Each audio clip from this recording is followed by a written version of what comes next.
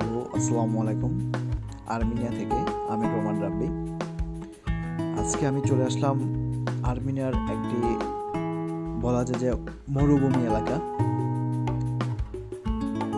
আবার বলা যায় যে পাহাড়ি এলাকা।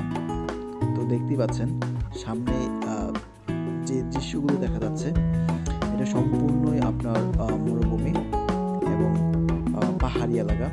কোনো গাছপালা কিছুই নেই। আমি যে জায়গাতে ঠিক দাঁড়ায় আছি এটা একদম পাহাড়ের ঠিক মাঝখানে।